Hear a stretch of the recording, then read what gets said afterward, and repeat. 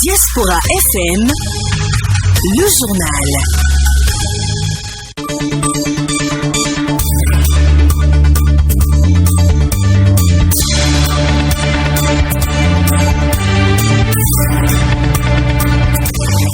Bonsoir à toutes et à tous, bienvenue dans cette édition, le JP Soir sur la 102.3, les titres. Fin de la première partie de la tournée nationale du chef de l'État dans plusieurs villes du Nord Bénin, la délégation présidentielle est entrée dans la nuit de ce mardi à Cotonou. Le point global de la tournée dans cette édition. 4 organes de presse sont dans le collimateur de l'Observatoire de déontologie et d'éthique dans les médias ODM. Ils ont été rappelés à l'ordre ce mardi pour non-respect du code de déontologie et de l'éthique dans la presse. Et puis la quinzaine de l'assainissement de la microfinance a été lancée ce mardi. Les acteurs du secteur feront l'état des lieux pour lutter contre l'existence des structures illégales. JP Soir, c'est également l'actualité internationale. Corneille Aïssé. Le président Patrice Talon a achevé ce mardi la première partie de sa tournée dans les communes Padjougou-Bassila. Comme aux précédentes étapes, il a écouté les populations et a eu avec elles des échanges francs sur ce qu'il fait pour transformer le Bénin, mais aussi sur ce qu'il planifie et qui sera déployé dans les mois à venir. Avant-dernière commune du département de l'Atakora visitée par le président Patrice Talon, Kobli et Boukoumbe, qui ont aussi permis au chef de l'État de constater les grandes avancées en cours dans le pays. Laurent Kankangbe. Le cortège présidentiel a parcouru le département de l'Atakora, précisément les communes de Kobli et de Boukoumbe. Ici, des souvenirs de réalisations et surtout des passages mémorables. Dans son discours, le chef de l'État a rassuré les habitants de la pénéplaine du Gourma de la finalisation des travaux routiers. Notre pays a évolué. Mieux que ça, notre pays a changé. En observant globalement tout le pays, on peut constater, sans complaisance, que le Bénin change vraiment, que le Bénin se construit. L'attente de Kobli est légitime. Je voudrais, sur ce plan, donc le faire remarquer. Je voudrais dire que même si la route Tangueta-Kobli jusqu'à la frontière du Togo, même si elle n'a pas encore démarré, est-ce que vous n'êtes pas déjà certain que c'est déjà programmé? À Boukoumbe, il a été accueilli comme un digne fils de la commune et remercié pour ses nombreux exploits. Merci pour tout ce que vous avez fait pour la commune de Boukoumbe. Merci pour ce goudron qui est devenu une réalité. Je vous assure, cher père de la nation, le jour où on faisait le lancement, je ne croyais pas. Et j'étais là-bas. J'ai dit, je dois aller. J'étais même indisposée. J'ai dit, j'irai. Au nom de toutes les femmes de Boukoumbe qui voudraient, si c'était possible, que je prenne un grand pain pour vous mettre au dos. Je vous dis merci. Merci infiniment. Je viendrai volontiers à votre... Merci.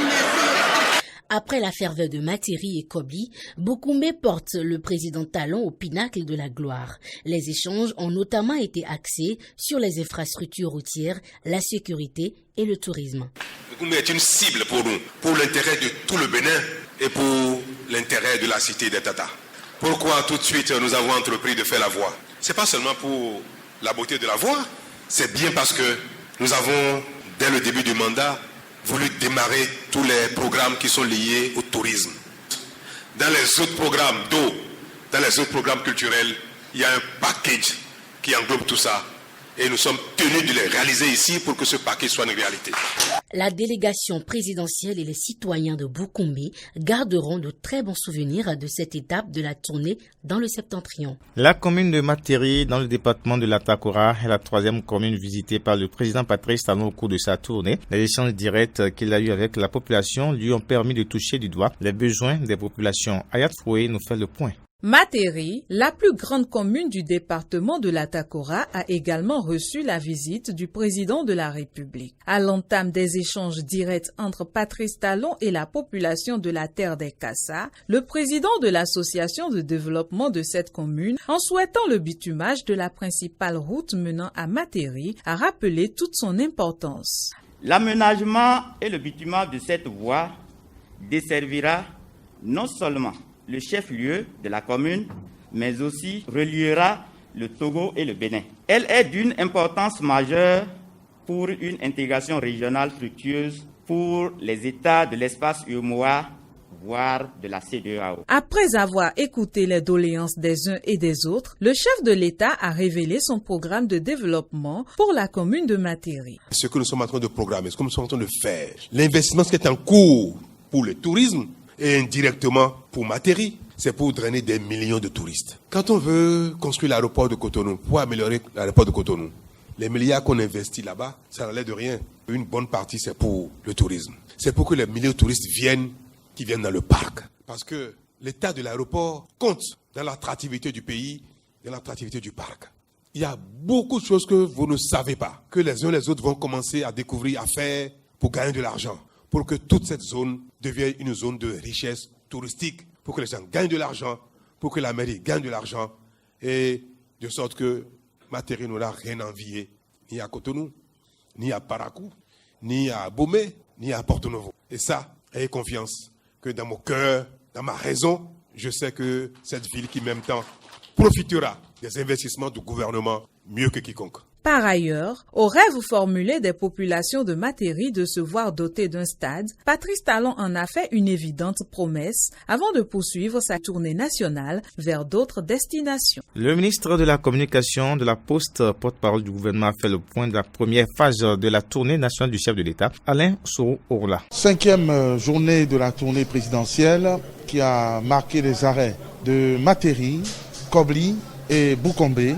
Le président de la République s'est prêté à l'exercice habituel de pédagogie des acquis. Au-delà de cette pédagogie, on a retrouvé un président de la République qui a démontré sa connaissance holistique et précise des potentialités de chacune des localités visitées. Il a démontré avec maestria sa vision, une connaissance chirurgicale de tout le potentiel, par exemple de la Pendjari, et de la mise en cohérence des différents plan a démontré une planification du développement de ce pays à travers chacune de ses localités, ce qui le rend incontestablement le visionnaire, le leader de ce pays, ce qui fait que chacun de ses collaborateurs est fasciné et heureux de travailler à ses côtés. Et je m'évade un peu de la rigueur de mon exercice pour me réjouir de ce que le président de la République a pu communiquer, cette passion, cette méthodologie aux localités, aux populations de Matéri, de Boukombe, de Kobli, qui étaient enthousiasmés et qui étaient pour la plupart émus aux larmes et ont compris qu'on a affaire à un homme de vision. Je crois que c'est cet exercice qui les a convaincus. Je termine en disant, et en faisant le témoignage de la dame qui s'est exprimée, qui a compris que Patrice Talon est un don pour ce pays et qu'il a une vision, pas seulement des 5 ans à venir, qui sont une limite constitutionnelle, mais une vision de longue portée et que nous devons tous accepter d'aller à l'école de Patrice Talon et de taire nos éternuements, nos atermoiements, de travailler pour que le Bénin se singularise et le Bénin devienne une nation respectable dans le concert des nations. Les opérateurs économiques ayant déposé des manifestations d'intention pour la fabrication ou la commercialisation des décodeurs et accessoires de réception de la télévision numérique terrestre TNT au Bénin ont échangé avec Aurélie Adam Soulé-Zoumaro, ministre du numérique et de la digitalisation. Ce mardi 17 novembre 2020 à Cotonou, au cours de cette rencontre, il a été question de la présentation du choix du gouvernement pour la diffusion du signal, de la nature des équipements de réception et des mesures prises pour les accompagner. Frédéric Espoir Mambo. La télévision numérique terrestre est bientôt une effectivité au Bénin et les entreprises pouvant fabriquer et ou commercialiser les accessoires de réception du signal sont un maillon important de la chaîne. C'est à ce titre que les responsables de ces entreprises ont été conviés à cette rencontre. Ce sera grâce à ces décodeurs que vous allez fournir aux populations qu'elles pourront recevoir les programmes de la TNT. Et c'est pour cela qu'il est important que les décodeurs qui seront fournis soient en fait des décodeurs qui permettent réellement aux populations d'accéder au programme. Et je veux pouvoir compter sur vous également, pas pour vous arrêter seulement à de la commercialisation de décodeurs, mais aussi pour être un partenaire des parties prenantes importantes dans la satisfaction du consommateur final. Tous les aspects qui touchent à l'importation et à la vente de ces décodeurs de la TNT ont été exposés, à commencer par les modalités d'agrément et d'homologation.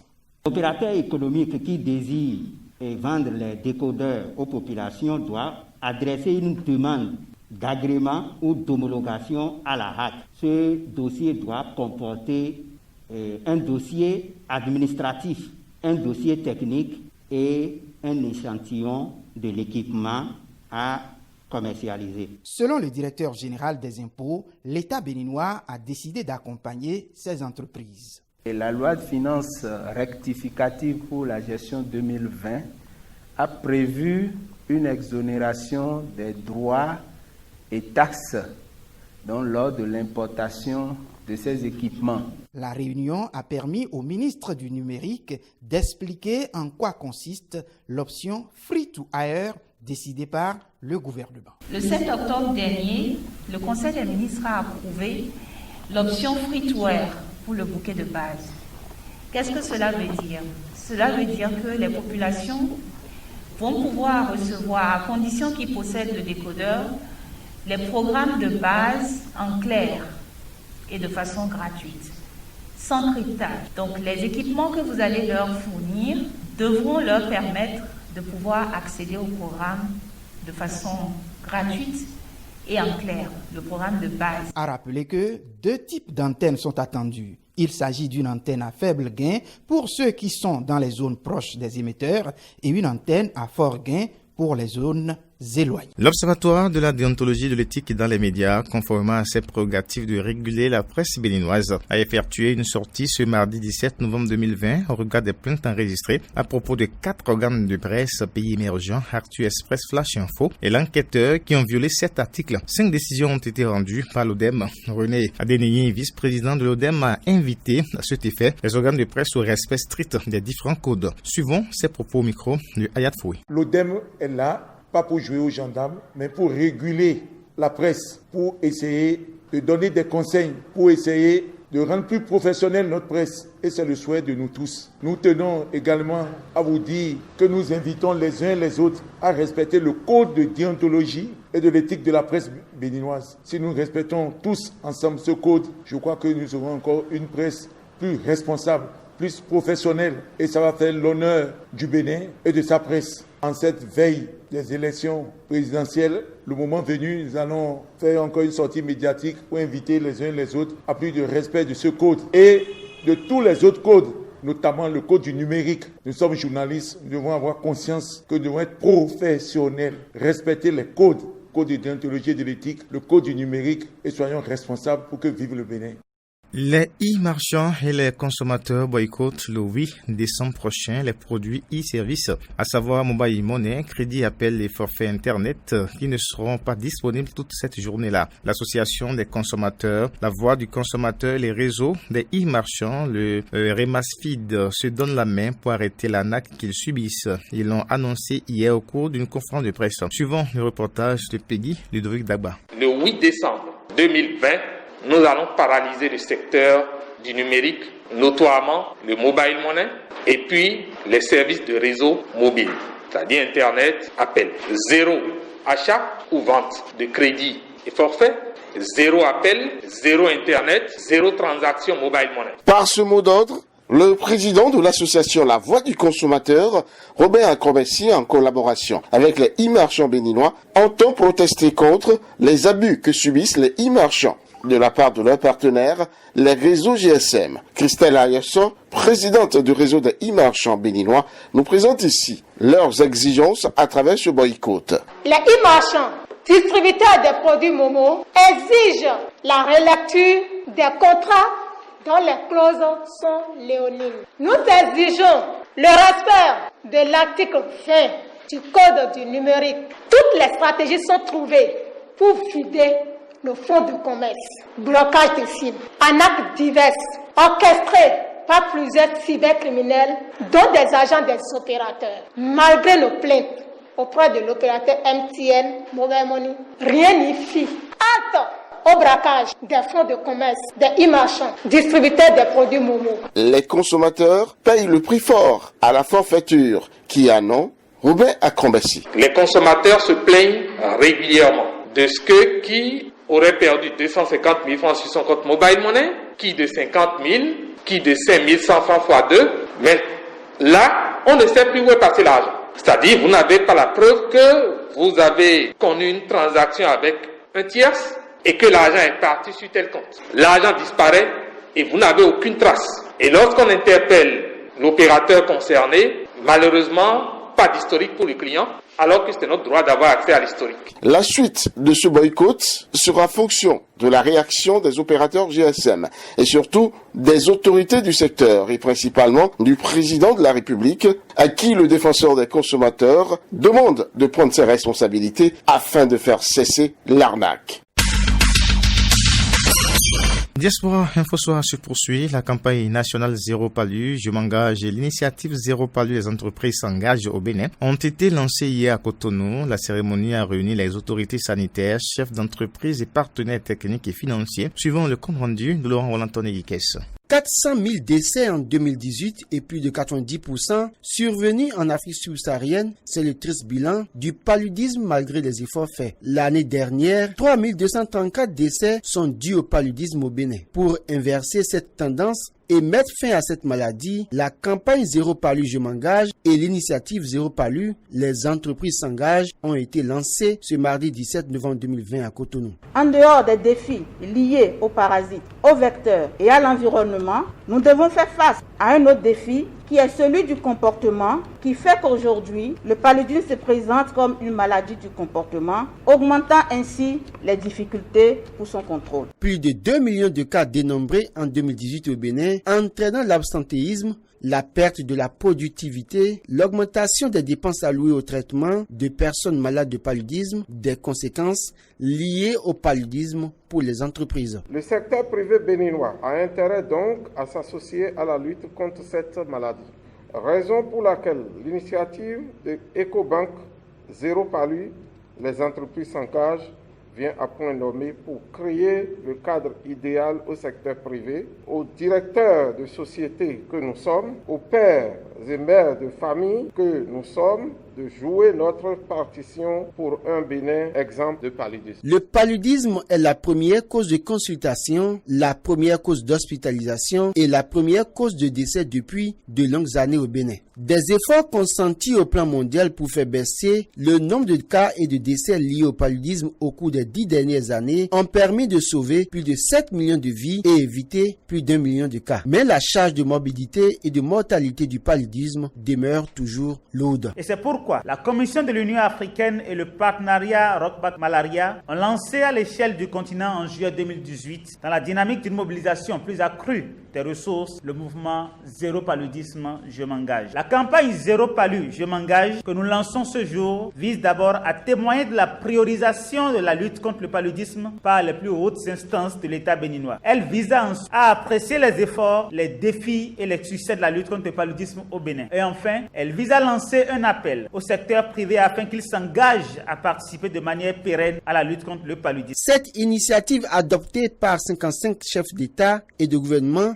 africains repose sur 3 piliers que sont l'engagement politique, l'engagement du secteur privé et l'engagement communautaire. C'est dans ce cadre que le groupe EcoBank et ses clients, en partenariat avec Speak Up Africa, ont enclenché le mouvement Zéro Palu. Les entreprises s'engagent avec une contribution inaugurale de $120 000, soit 60 millions de francs CFA. La cérémonie d'ouverture dans la matinée de ce mardi de la quinzaine de l'assainissement de la microfinance. Les acteurs du secteur de la microfinance feront l'état des lieux pour lutter contre l'existence des structures illégales de collecte de fonds. Le point avec Arnaud François Romboy-Derinto. Assainir le secteur de la finance décentralisée est le but poursuivi par l'Agence nationale de surveillance des systèmes financiers décentralisés à travers l'organisation de la quinzaine de l'assainissement du secteur de la microfinance sous le leadership du ministre de tutelle. L'organisation de cette quinzaine de l'assainissement du secteur de la microfinance entre dans le cadre de nombreuses actions de veille, de sensibilisation mises en œuvre par le comité de stabilité financière et d'assainissement du secteur de la microfinance sous l'impulsion du ministre chargé des Finances. Ayant en mémoire l'impact social négatif causé par la prolifération des structures illégales de microfinance, la tenue de cette activité n'est donc pas anodine selon la directrice de cabinet du ministère des Affaires sociales et de la microfinance. Donc c'est à juste titre que nous saluons l'organisation de cette activité. Je voudrais ici féliciter et saluer le leadership du ministre de l'économie et des finances qui, en association en collaboration avec la ministre des Affaires sociales et de la microfinance, lutte inlassablement pour l'assainissement du secteur. Les actions menées dans le cadre de l'assainissement du secteur de la finance décentralisée de 2012 à 2020 ont été rappelées par le directeur de cabinet du ministre de l'économie et des finances lors de son allocution d'ouverture. En 2013, le comité a procédé à la fermeture de 6 structures illégales de microfinance à Abomey-Calavi, à Cotonou et à Porto-Novo. De 2015 à 2017, le comité a dénoncé auprès de la brigade économique et financière 13 structures illégales identifiées dont la majorité a été fermée et leurs promoteurs ont fait l'objet de poursuites et d'emprisonnement. En 2017, le comité a fermé 3 structures illégales dans les communes de Cotonou et Porto-Novo. Sur la période, notre comité a tenu 2 types de sessions délocalisées assorties de sensibilisation à l'endroit des élus locaux et communaux au niveau départemental, dans nos préfectures, dans tout le pays et au niveau de certaines communes. Je vais citer Porto-Novo, Semepoji, Abomey-Calavi, Ouida, Komé, Lokossa et Abomey. Au cours de cette quinzaine de l'assainissement du secteur de la microfinance qui prendra fin le 27 novembre prochain, les acteurs du secteur auront à communiquer non seulement sur l'état des lieux de l'assainissement du secteur, mais également à sensibiliser les populations sur les nombreux défis qui s'opposent au secteur de la finance décentralisée. Les nouvelles africaines et internationales.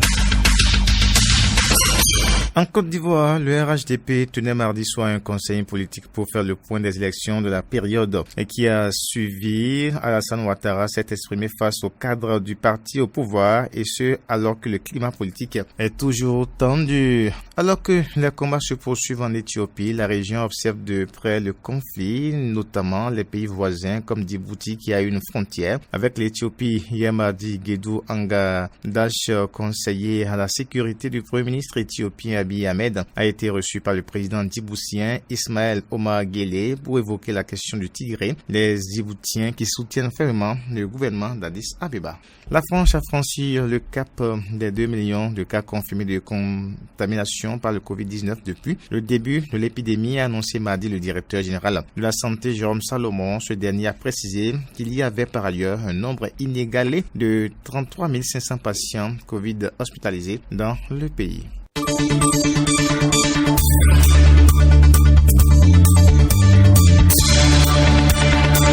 Fin de cette édition, mesdames, messieurs, merci de l'avoir suivi. Marc Doigbe à la maison, Corneille Aissé au micro. Au revoir, à demain.